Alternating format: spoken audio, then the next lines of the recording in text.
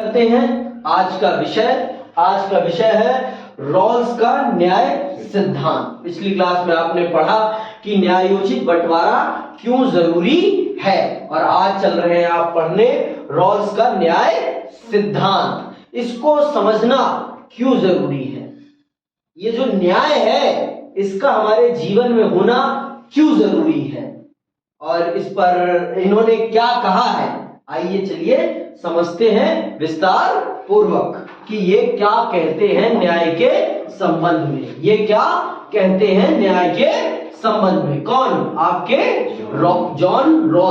John Rawls क्या कहते हैं न्याय के संबंध में। ठीक, यदि लोगों को कहा जाए कि आप रहने के लिए किस किस्म का समाज चुनना पसंद करेंगे, तो संभवतः वे ऐसा समाज चुनेंगे जिसके नियम और संगठन उन्हें विशेष सुविधा संपन्न स्थान मुहैया करा सके। आप कभी भी ऐसे समाज में रहना पसंद नहीं करेंगे ना जहां आपको सुविधा विहीन जीवन जीना पड़े, मतलब आपके पास किसी भी प्रकार की सुविधाएं ना हो, किसी भी प्रकार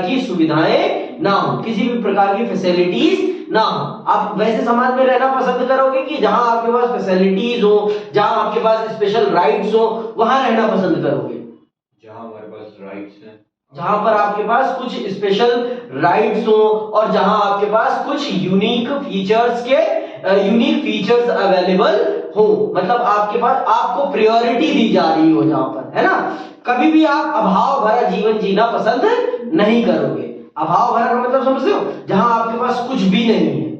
आप ऐसा जीवन कभी भी पसंद नहीं करोगे जिस जीवन में किसी भी प्रकार की सुख सुविधाएं ना हो, जिस जीवन में किसी भी प्रकार की सुख सुविधाएं ना हो। आप कभी भी वैसा जीवन जीना पसंद नहीं करोगे। आप कभी भी वैसा जीवन जीना पसंद नहीं करोगे। ये सच बात है कि नहीं है? आगे सुनो।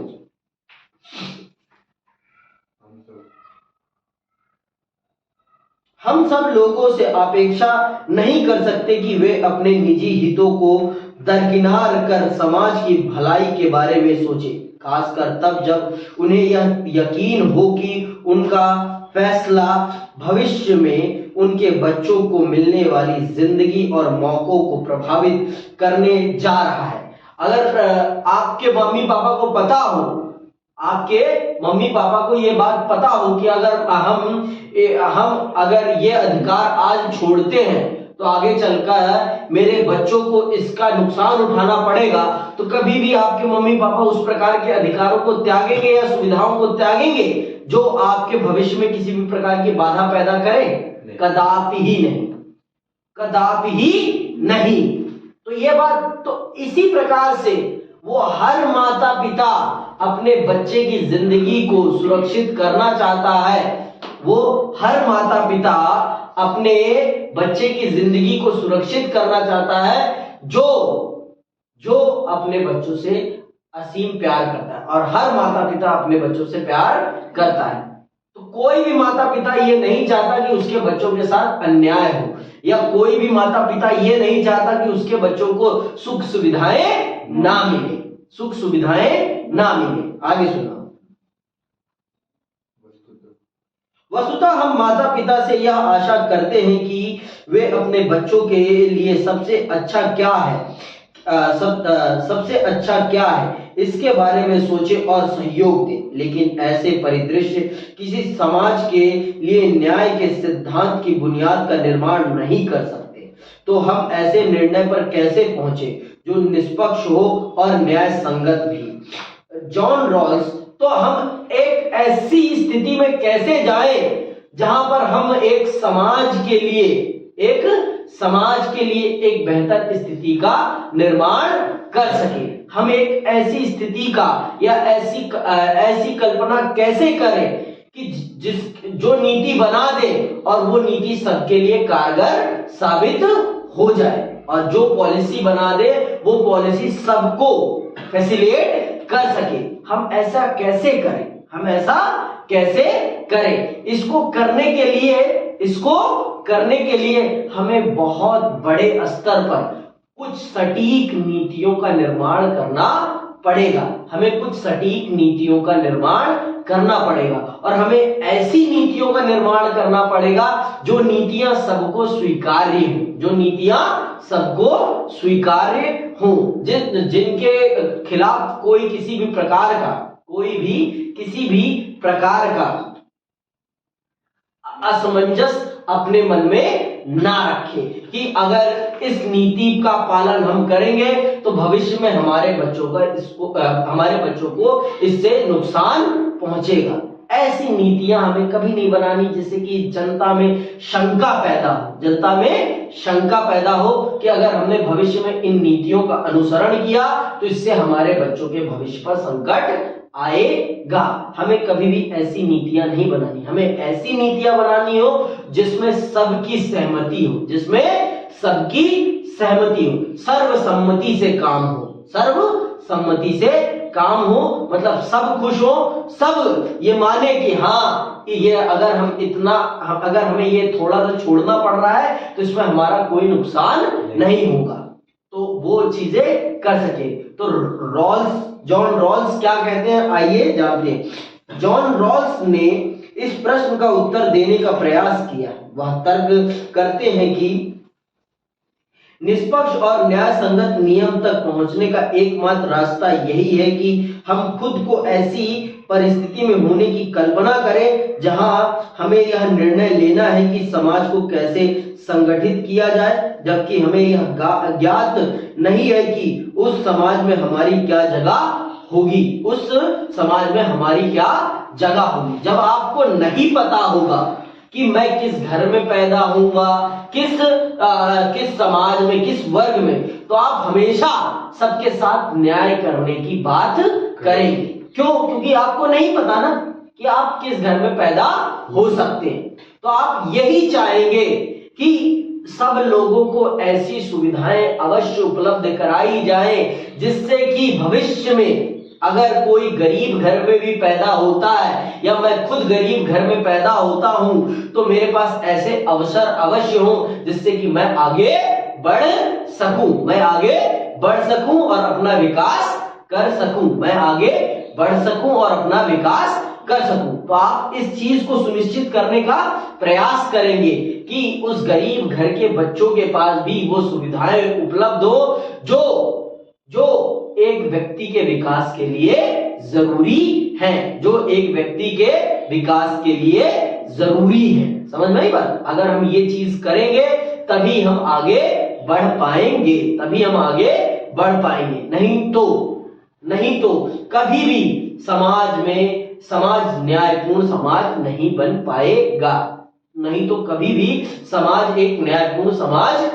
बन पाएगा, अगर आपको ये पता है कि आप एक अमीर घर में पैदा होंगे तो आप कभी गरीबों के बारे में सोचेंगे?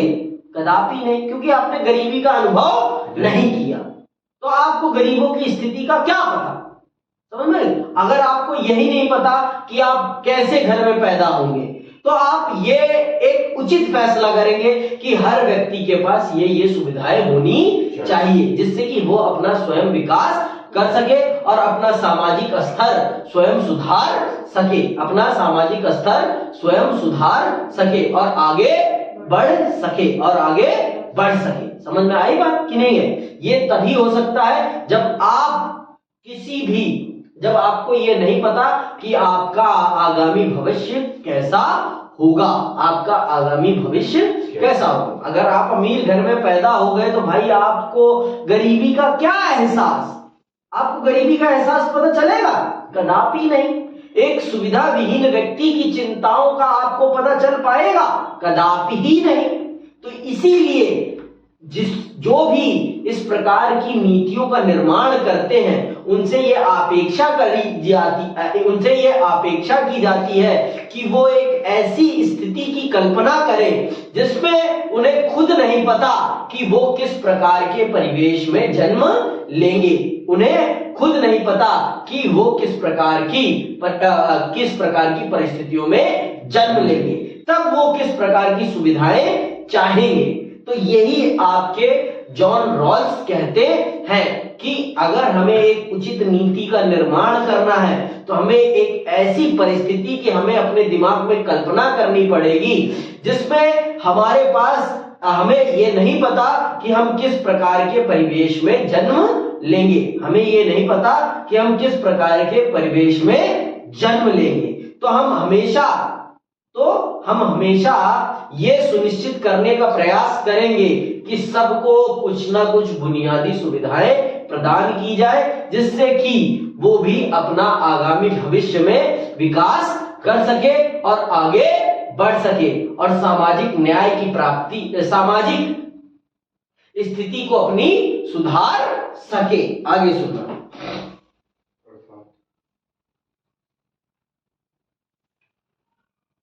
कि समाज को कैसे संगठित किया जाए जबकि हमें यह ज्ञात नहीं है कि उस समाज में हमारी क्या जगह होगी। अर्थात मैं पैदा होंगे या निम्न जाति में, धनी होंगे या गरीब, सुविधा संपन्न होंगे या सुविधाहीन। रॉल्स तर्क देते हैं कि अगर हमें यह नहीं मालूम हो इस मायने में कि हम कौन होंगे और भविष्य के समाज में हमारे लिए कौन से विकल्प खुले होंगे, तब हम भविष्य के उस समाज के नियमों और संगठनों के बारे में जिस निर्णय का समर्थन करेंगे वह तमाम सदस्यों के लिए अच्छा होगा। जब हम एक ऐसी परिस्थिति में कल्पना करें जहां हमारे यही नहीं पता कि हम किस प्रकार के परिवेश में पैदा होंगे, तो हमारे द्वारा लिया गया जो फैसला होगा ना वो सबसे सटीक फैसला होगा और उस फैसले को हम पूरे समाज पर अप्लाई कर सकते हैं। क्यों? क्योंकि वो फैसला संपूर्ण रूप से न्यायोचित होगा, वो फैसला संपूर्ण रूप से न्यायोचित होगा और समाज के विकास में सबसे बड़ा सहायक होगा, समाज के विकास में सबसे बड़ा सहायक होगा। वो समाज के विकास को बहुत ऊपर तक ले जाएगा। वो एक ऐसा फैसला होगा जो अगर हम इम्प्लीमेंट करेंगे ना तो किसी के साथ अन्याय नहीं होगा, किसी के साथ अन्याय नहीं होगा। सबको एक ऐसा अवसर मिलेगा कि वो अपनी योग्यताओं के अनुसार अपना विकास कर सके। सबको ये अवसर मिल पाएगा कि उनके अंदर जो योग्यता है उस योग्यता के अनुसार, योग्यता का मतलब कैपेबिलिटी के अनुसार अपना विकास करें और आगे बढ़ें। समझ में आई बात? आगे सुनो। रॉल्स ने इसे अज्ञानता के आवरण में सोचना कहा है। इसे क्या कहा है? अज्ञानता के आवरण में सोचना। जब आपको कुछ भी नहीं पता तो क्या है? अज्ञानता है ना। आपको कुछ नहीं पता तो इसका मतलब क्या है? आपको कुछ नहीं पता, अज्ञान है, आपको नहीं पता कि आपका भविष्य कैसा होगा और उस स्थिति में आपके द्वारा लिया गया फैसला सबसे न्यायोचित होगा, सबसे न्यायोचित होगा। समझ में आई बात? सोचना कहा है। वे आशा करते हैं कि समाज में अपने संभावित स्थान और हैसियत के बारे में पूर्ण अज्ञानता की हालत में हर आदमी आमतौर पर जैसे सब करते हैं अपने खुद के हितों को ध्यान में रखकर फैसला करेगा, क्योंकि कोई नहीं जानता कि वह कौन होगा और उसके लिए क्या लाभप्रद होगा। अब आपको नहीं पता ना कि आप कहां किस परिस्थिति में पैदा होंगे, तो आप जैसे एक इंसान की फितरत है कि वो अपना फायदा सोचता है, तो आप भी ऐसी परिस्थिति में क्या सोचेंगे कि अगर मैं गरीब घर में पैदा हुआ तो मेरे विकास के लिए मुझे जरूरी क्या है, अगर मैं अमीर घर में पैदा हुआ तो आप एक ऐसे निर्णय पे पहुंचेंगे जहां पर आप दोनों की भलाई के बारे में सोचेंगे और ये पाएंगे कि वो उस समय जो निर्णय लिया जा रहा है वो निर्णय बहुत ही सटीक निर्णय होगा। मान लो, नम्रता नहीं समझ में आ रहा है क्या? मान लो आपको नहीं पता कि आप कैसे घर में जन्म लेंगी, आपको नहीं पता कि आप कैसे घर में जन्म लेंगी और आपको ये मौका दिया जा रहा है कि अगर मान लो आपको ये मौका दिया जा रहा है कि आप नीति बनाएं कि समाज के लिए क्या किया जाए कि जिससे कि सबका विकास हो। भाई इंसान की फितरत है कि सब इंसान अपना फायदा पहले सोचते हैं, इंसान अपना फायदा पहले सोचता है ना। तो आपको नहीं पता ना कि आप कैसे घर में पैदा होंगे। अब आप ये सोचेंगे कि अगर मैं गरीब घर में पैदा हो गई तो मेरे पास किस प्रकार की सुविधाएं होनी चाहिए जिससे कि मैं अपना विकास कर सकूं, आप सोचेंगी ना। तो और अमीर घर में पैदा हुई तो कोई बात ही नहीं, और अगर मध्यवर्गीय घर में पैदा हुई तो मुझे किस प्रकार की सुविधाएं, किस प्रकार के अधिकार मेरे पास होने चाहिए जिससे कि मैं आगे बढ़ सकूं, आप ये सोचेंगी ना। जब आपको ये नहीं पता तो आप जो फैसला लेंगी, उस परिस्थिति में जो आप फैसला लेंगी ना, वो बहुत ही सटीक फैसला होगा। वो क्या होगा? बहुत ही सटीक फैसला होगा। और उस फैसले के द्वारा जो आप नीतियां बनाएंगी ना, वो नीतियां बहुत ही कारगर नीतियां होंगी समाज के विकास के लिए। क्योंकि आपको नहीं पता कि आप किस परिस्थिति में पैदा होंगे। तो आप गरीब की परिस्थिति को भी सोचेंगे कि अगर मैं एक गरीब घर में पैदा हुआ तो मेरे पास क्या सुविधाएं होनी चाहिए जिससे कि मैं अपने आप को अपलिफ्ट कर सकूं। और एक मध्य वर्ग घर में पैदा हुआ तो मेरे पास किस प्रकार की सुविधाएं और अधिकार होने चाहिए जिससे कि मैं अपने आप को अपलिफ्ट कर सकूं। और अमीर घर में पैदा हुआ तो मेरे पास किस प्रकार की सुविधाएं होंगी जिससे कि मैं और अपने आप को अपलिफ्ट कर सकूं। कोई नीचे तो नहीं जाना चाहता ना, सब अपना विकास करना चाहते हैं। अमीर और अमीर होना चाहता है, गरीब भी गरीबी की गर्द से निकलकर अपने आप को बेहतर सुविधाएं और बेहतर जीवन देना चाहता है ना। तो इसीलिए जॉन रॉल्स कहते हैं कि अगर इंसान को यह ना पता हो कि वो किस प्रकार की परिस्थितियों में पैदा होगा, तब उसके द्वारा जो नीति बनाई जाएगी, जो निर्णय लिया जाएगा, वो निर्णय समाज की बेहतरी का सबसे बढ़िया निर्णय होगा। वो समाज की भलाई के लिए वो निर्णय सबसे बेहतर और निष्पक्ष निर्णय होगा। क्यों? क्योंकि उसने अपने आप को हर परिस्थिति में रखकर उस निर्णय को लिया है, सोचा है और फिर जाकर उस नतीजे पर पहुंचा है और वो निर्णय लिया है। इसीलिए वो निर्णय सबसे बेहतर निर्णय होगा। समझ में आई बात कि नहीं है? ये भी आगे सुनना। इसलिए हर कोई सबसे बुरी स्थिति के मद्देनजर समाज की कल्पना करेगा। खुद के लिए सोच विचार कर सकने वाले व्यक्ति के सामने यह स्पष्ट रहेगा कि जो जन्म से सुविधा संपन्न है वे कुछ विशेष अवसरों का उपभोग करेंगे, लेकिन दुर्भाग्य से यदि उसका जन्म समाज के वंचित तबके में हो जहां वैसा कोई अवसर ना मिले, तब क्या होगा? इसीलिए अपने स्वार्थ में काम करने वाले हर व्यक्ति के लिए यही उचित होगा कि वह संगठन के ऐसे नियमों के बारे में सोचेगा जो कमजोर तबके के लिए यथोचित अवसर सुनिश्चित कर सके। इस प्रयास से दिखेगा कि शिक्षा, स्वास्थ्य, आवास जैसे महत्वपूर्ण संसाधन सभी लोगों को प्राप्त हो, चाहे वे उच्च वर्ग के हो या ना हो। समझ में? तब आप इस फैसले पर जाएंगे कि ये बेसिक सुविधाएं, ये बेसिक फैसिलिटीज, स्वास्थ्य, शिक्षा, आवास, 2 वक्त का भोजन और रोजगार सबको उपलब्ध हो, तो आप इस निर्णय पर पहुंच जाएंगे कि ये सुविधाएं तो सभी को मुहैया होनी चाहिए, चाहे वो किसी भी परिस्थिति का व्यक्ति क्यों ना हो। क्या क्या मिलना चाहिए? शिक्षा, स्वास्थ्य, आवास, 2 वक्त की रोटी और रोजगार, जिससे कि इंसान अपने जीवन को बेहतर बना सके, ये आप तभी फैसला ले पाएंगे जब आपको ये ना पता हो कि आप किस परिवेश में जन्म लेने वाले हैं। नहीं तो अगर आपको पता है कि मैं अमीर घर में पैदा होगा, तो आप गरीबों के कल्याण के बारे में क्यों सोचोगे भाई? आप अपनी कमाई के बारे में सोचोगे ना।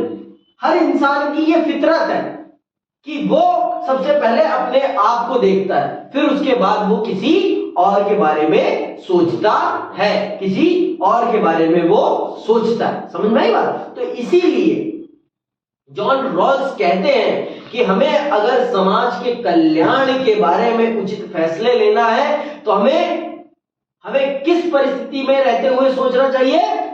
हमें किस परिस्थिति में? अज्ञानता के आवरण की परिस्थिति में रहकर सोचना चाहिए। अज्ञानता की आवरण की, जब हमें नहीं पता कि हम किस परिवेश में पैदा होंगे, किस परिस्थिति में पैदा होंगे, अमीर घर में पैदा होंगे या गरीब घर में, तब हमारे द्वारा जो निर्णय लिया जाएगा वो निर्णय बहुत ही सही होगा, न्यायोचित होगा और समाज के कल्याण के काबिल होगा। समझ में आई बात? आगे सुनना। बेशक अपनी पहचान को विस्मृत करना और अज्ञानता के आवरण में खड़ा होने की कल्पना करना किसी के लिए सहज नहीं है, लेकिन तब अधिकांश लोगों के लिए यह भी उतना ही कठिन है कि वे आत्मत्यागी बने और अजनबी लोगों के साथ अपने सौभाग्य की हिस्सेदारी करें। यही कारण है कि हम आदतन आत्मत्याग को वीरता से जोड़ते हैं। इन मानवीय दुर्बलताओं और सीमाओं के मद्देनजर हमारे लिए ऐसे ढांचे के बारे में सोचना बेहतर होगा जिसमें असाधारण कार्रवाइयों की जरूरत न रहे। अज्ञानता के आवरण वाली स्थिति की विशेषता यह है कि उसमें लोगों से सामान्य रूप से विवेकशील मनुष्य बने रहने की उम्मीद बढ़ती है।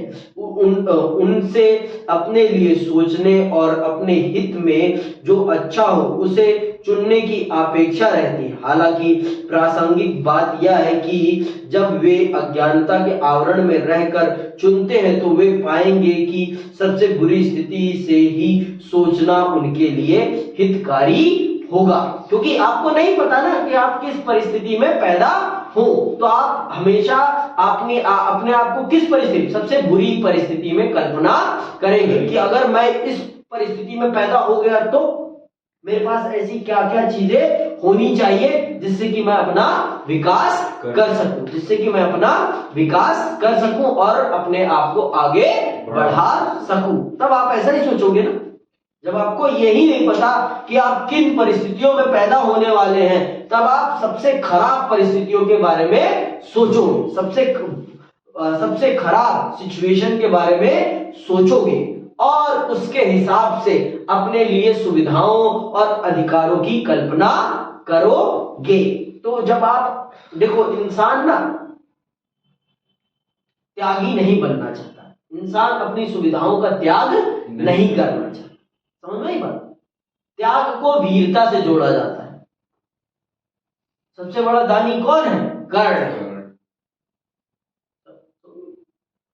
तो ये जो त्याग करना ना किसी को नहीं पसंद, किसी को भी नहीं पसंद। यही सबसे बड़ी दिक्कत यही है।